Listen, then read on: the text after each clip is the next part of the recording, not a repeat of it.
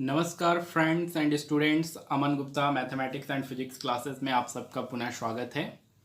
आज हम जो टॉपिक लेकर आप सबके समक्ष उपस्थित हुए हैं उस टॉपिक का हेडिंग है फैराडे के विद्युत चुंबकीय प्रेरण के नियम, means Faraday's law of electromagnetic induction.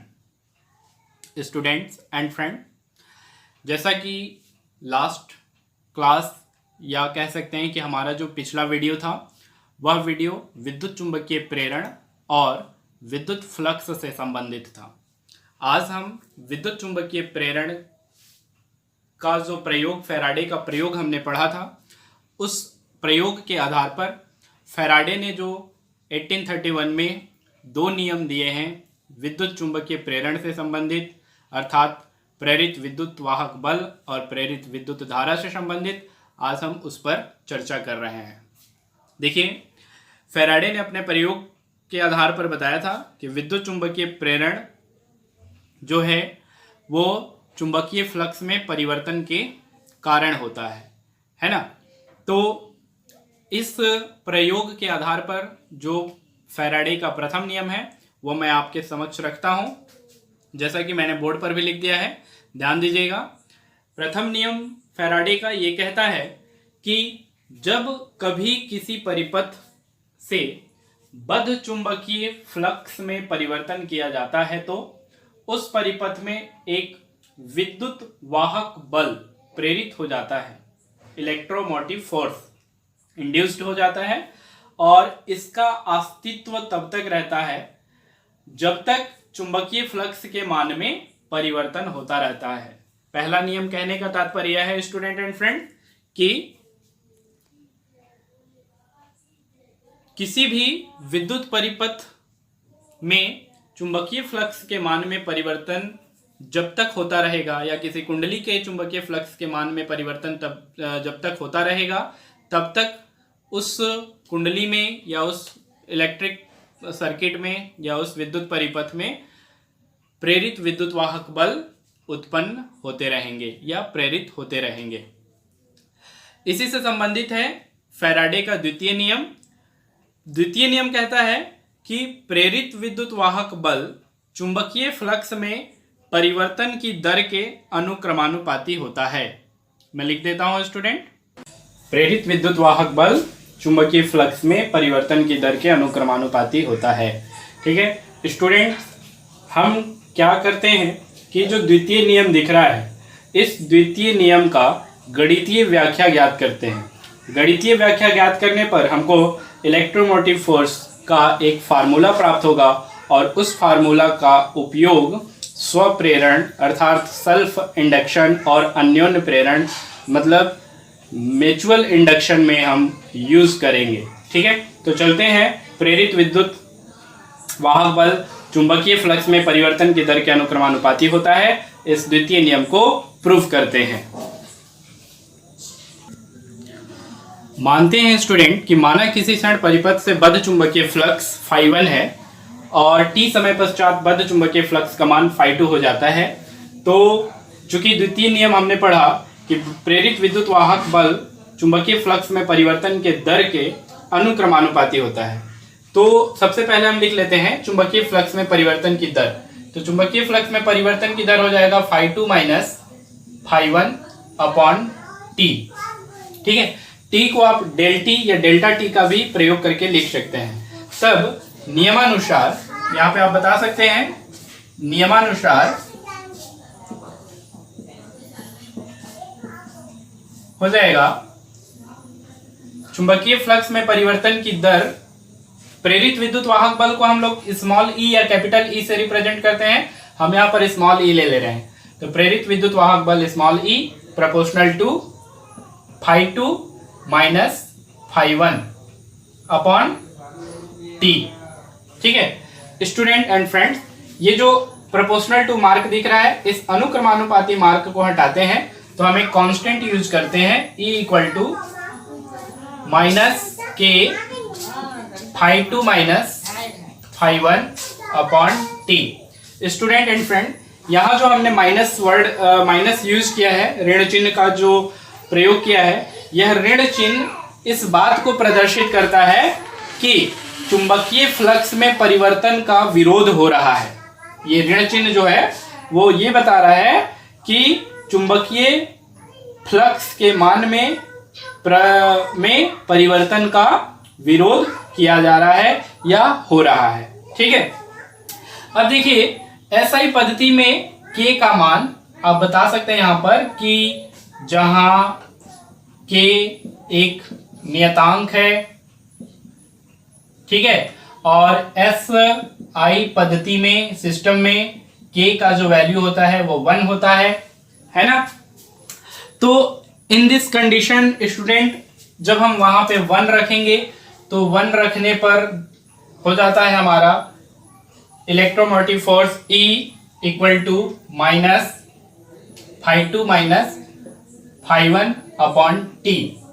Student φ2 minus φ1 जो है चुंबकीय फ्लक्स में परिवर्तन है, इसलिए हम इसको लिख सकते हैं minus del phi upon t भी समय है, समय में परिवर्तन को हम डेल टी का प्रयोग दे सकते हैं। ठीक, अगर मानना चाहें तो आप इसको समीकरण नंबर 1 मान सकते हैं।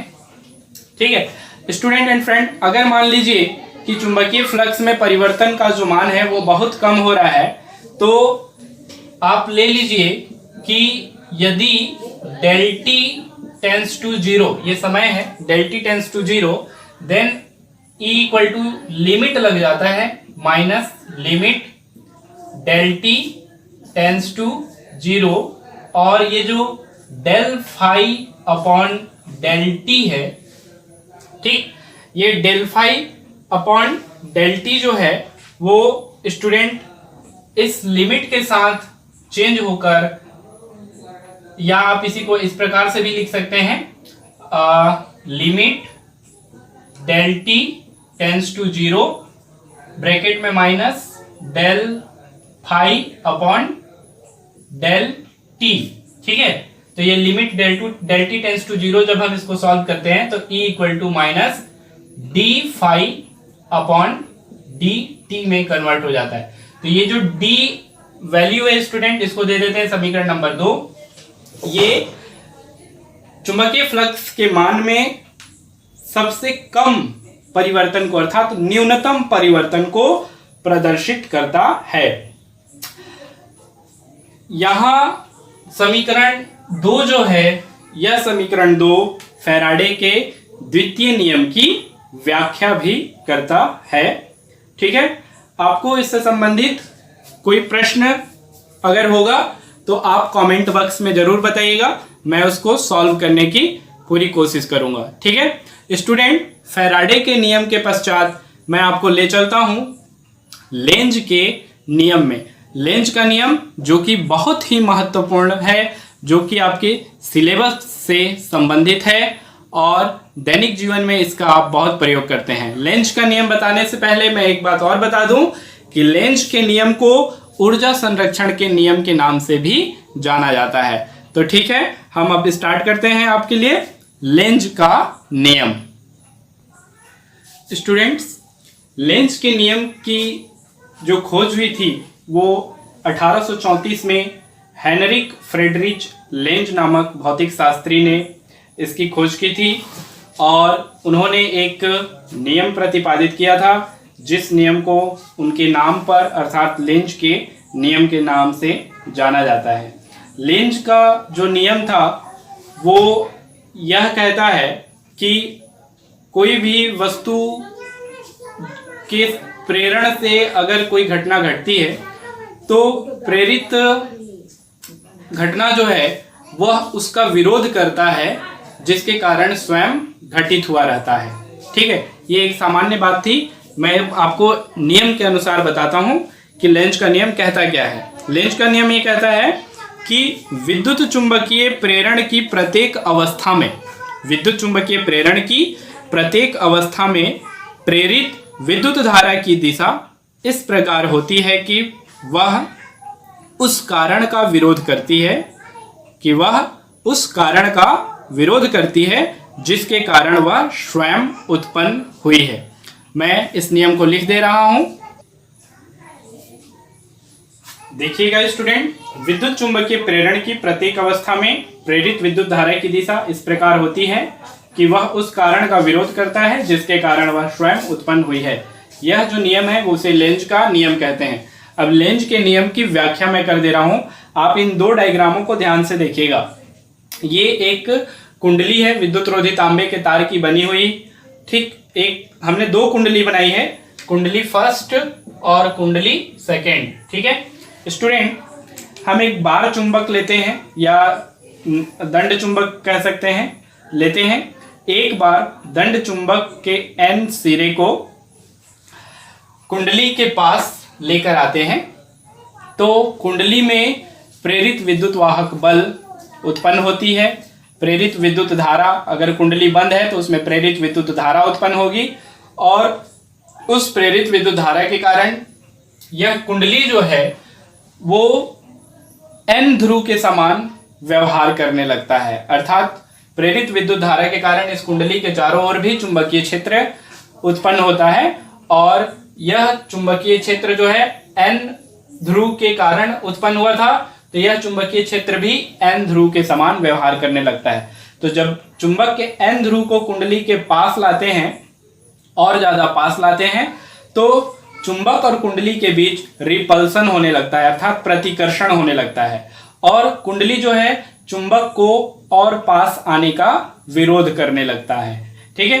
अब देखिए, जब चुंबक को पास ले जाकर छोड़ देते हैं तो इसमें मतलब कुंडली में जो चुंबकीय फ्लक्स में परिवर्तन के कारण प्रेरित विद्युत धारा उत्पन्न हो रही थी वह होना बंद हो जाती है।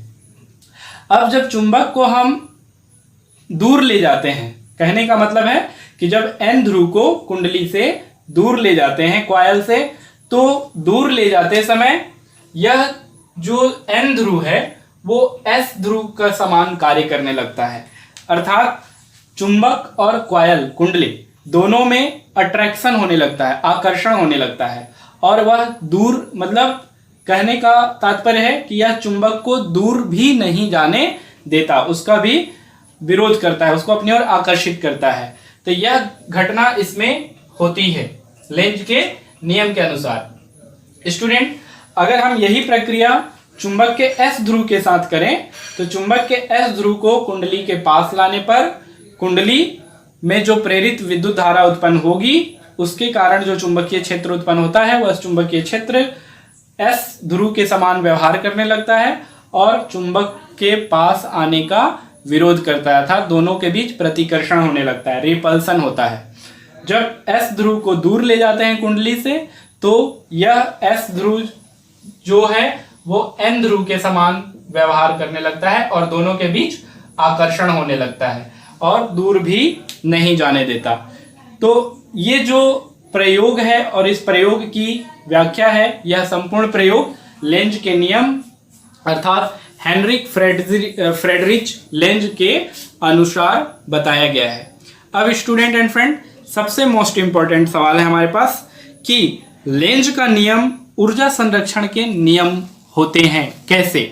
मैं आपको इसका कारण बता दे रहा हूं कि जब चुंबक के उत्तरी ध्रुव को कुंडली के किसी तल के पास लाते हैं तो लेंज के नियम के अनुसार कुंडली का वह तल उत्तरी ध्रुव बन जाता है। अतः चुंबक और कुंडली के मध्य प्रतिकर्षण बल कार्य करने लगता है। इस प्रतिकर्षण बल के विरुद्ध चुंबक को कुंडली के पास लाने में कार्य करना पड़ता है। यही यांत्रिक कार्य, मतलब यही किया गया कार्य विद्युत ऊर्जा अर्थात प्रेरित धारा के रूप में परिवर्तित हो जाता है। परंतु लेकिन जब उत्तरी ध्रुव को कुंडली से दूर ले जाते हैं तो कुंडली का वह तल दक्षिणी ध्रुव बन जाता है, मतलब एस ध्रुव के समान व्यवहार करने लगता है। अतः चुंबक और कुंडली के मध्य आकर्षण बल कार्य करने लगता है। इस आकर्षण बल के विरुद्ध चुंबक को दूर ले जाने में पुनः कार्य करना पड़ता है। यही यांत्रिक कार्य प्रेरित धारा के रूप में पुनः परिवर्तित हो जाती है। अतः हम कह सकते हैं कि लेंज का नियम ऊर्जा संरक्षण के नियम के अनुकूल है। ध्यान रहे छात्र स्टूडेंट कि जब कुंडली का परिपथ खुला होता है तो चुंबक को कुंडली के पास लाने या दूर ले जाने में कोई कार्य नहीं करना पड़ता है। ध्यान रखिएगा, जब कुंडली का परिपथ खुला होगा या खुला परिपथ की कुंडली होगी तो चुंबक को पास लाने या दूर ले जाने में कोई कार्य करना नहीं पड़ता है। ठीक है। लेंज के नियम के पश्चात है हमारे पास फ्लेमिंग के दाएं हाथ का नियम, जो कि बहुत इंपॉर्टेंट है। स्टूडेंट मैं लिख दे रहा हूं, फ्लेमिंग के दाएं हाथ का नियम। स्टूडेंट्स, फ्लेमिंग के दाएं हाथ का नियम ध्यान देंगे।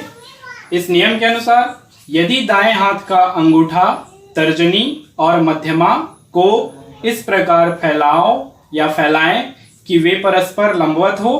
अब यदि अंगूठा चालक की गति की दिशा एवं तर्जनी चुंबकीय क्षेत्र की दिशा को बताती है तो मध्यमा प्रेरित विद्युत धारा की दिशा बताएगी या प्रेरित धारा की दिशा बताएगी।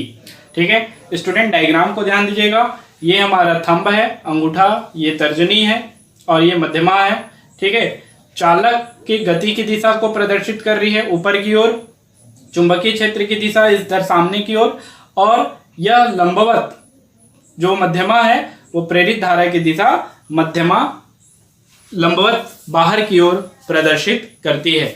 अगर आप अपने हाथ के अनुसार इसको बनाना चाहते हैं तो अपने हाथ के अनुसार इस प्रकार से बना सकते हैं। ये अंगूठा इस प्रकार से हो जाएगा ऊपर, ये चुंबकीय क्षेत्र को बताएगा और ये आपका मध्यमा सामने की ओर बताएगा। ठीक है स्टूडेंट, आप इधर से भी बना सकते हैं, इसको ऐसे भी करके शो कर सकते हैं, इसको आप ऐसे भी दिखा सकते हैं, इसको आप ऐसे भी दिखा सकते हैं। मतलब जैसे हम आर्मेचर को रखेंगे, आर्मेचर के अकॉर्डिंग ये दाहिने हाथ का नियम या फ्लेमिंग के दाहिने हाथ का नियम आपका कार्य करेगा। फ्लेमिंग के दाएं हाथ के नियम का अधिकांशतः प्रयोग हम मोटर स्टार्टर में करेंगे, ठीक है, डायनामो में करेंगे और एसी-डीसी मोटर में भी इसका प्रयोग किया जाता है। ये बहुत ही उपयोगी नियम है, इसलिए इन सभी नियमों को आप ध्यान देंगे। स्टूडेंट्स, आज की क्लास हम यहीं पर समाप्त करते हैं। मेरे द्वारा बताया गया यह वीडियो आपको कैसा लगा आप कमेंट करके ज़रूर बताइएगा। मेरे वीडियो को लाइक करिएगा और यह समय के अनुकूल बनाया गया वीडियो है। आप मेरे इस वीडियो को अधिक से अधिक छात्रों तक शेयर कीजिए ताकि वो घर बैठे शिक्षा ग्रहण कर सकें और अच्छे अंक ला सकें। स्टूडेंट एंड फ्रेंड्स, अगर मेरी वीडियो में कोई कमी हो तो भी आप कमेंट करके ज़रूर बताइएगा ताकि अगली वीडियो में मैं आपको उस कमी को दूर करते हुए आपके समक्ष नया वीडियो प्रस्तुत करूं। तब तक के लिए जय हिंद। अगर आप मेरे द्वारा बनाए गए इस वीडियो से संतुष्ट हैं तो आप मेरे चैनल को सब्सक्राइब करें और बेल आइकन्स दबाएं ताकि आपको हर वीडियो का नोटिफिकेशन प्राप्त हो सके।